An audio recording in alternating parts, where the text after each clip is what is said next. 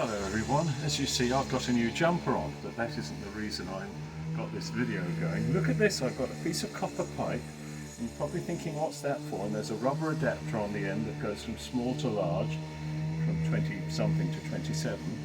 Well, it's going to be the new pipes underneath my X19 for the water. I'm going to have two sections of pipe, and then I'm going to connect it with bits and pieces up to the radiator and to the thermostat housing. And you see it's on there nicely, but what you're going to see in a moment, when I take this off, look, there's a bead there. If you can show that, there's a bead, a raised bead, and if you can just, you might be able to see inside it, you can see where it was, and you think, well, how did he make that? And some of you will think, well, he bought one of these expensive tools, but I didn't. I didn't buy an expensive tool. I made a tool out of a socket.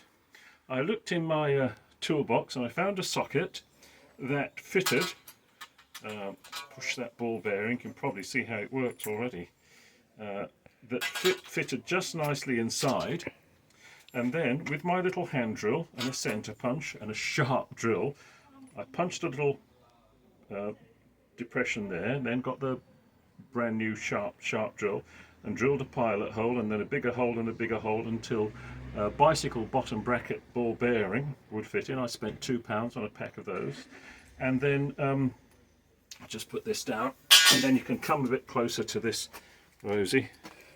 And how it works is easily, you've got this socket. This happens to be a double-ended socket, 17 and 19, but you just find one that fits nicely inside. Then I had a piece of studding I bought, and then, oops, that ball bearing's gone, never mind, we'll find it. And then there's the piece of studding and a nut, sort of not super glue, Loctite on the end, and then a piece of shaft or something, and then I've had to pad that out. And then that goes in there and forces the ball bearing, you can see, up in there. And with the washer on there, and that on there, that's going to be interesting to find that ball bearing, isn't it, viewers? It's just as well I bought a pack of them. And then as that goes in, it'd probably be easier without the ball bearing. Then you put that in, imagine the ball bearing's there, and that fits in there, and then you tighten, get it reasonably tightened, and then you have a big spanner, and you put that on there, and as you turn it round, it tightens it up, draws the ball bearing out, and it also rotates this, although you can do it like some people do, and they tighten it up and then rotate this thing here, the old socket, and to rotate it I just, instead of, I don't know, going to, I just put a pair of grips on it and that did it. And there we go. So I've got, there's the tool, look, with that hole drilled down. I would have thought, I wonder how you can drill through, perhaps you can't drill through sockets, but it wasn't much of a problem at all, as long as you take it easy and use brand new drill bits.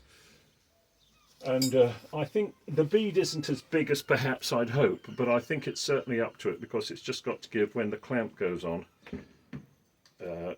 something to fasten against, and I'm sure it will do that. So there we go, that's my video for today. Well, I've got a new jacket coming, a new driving jacket. Well, it's come, but I won't show it you until I've finished it. So there we are. Thank you, Rosie, for doing this. You're very patient. My daughter wouldn't do it, but Rosie will do it, which that shows commitment. So there we are. That's the useful tool for today. Here it is, the pipe beading tool made by Mr. Malt, the real Mr. Malt. So all you've got to do is a socket that will fit inside nicely, drill a hole, have some means of pushing that ball bearing out, and a nut on the other end to persuade it to keep out, and then some way of rotating it. So I hope that's of some use to you, because the whole thing has cost me, well, the socket I already had, and I can still use as a socket. That's one of the keen things. I haven't destroyed the socket, it's still a useful socket, haven't adapted that apart from the hole. And the whole thing's cost me about £7. So you have a look on eBay and find out how much a beader costs. Thanks very much, Rosie. Goodbye, everyone. Goodbye.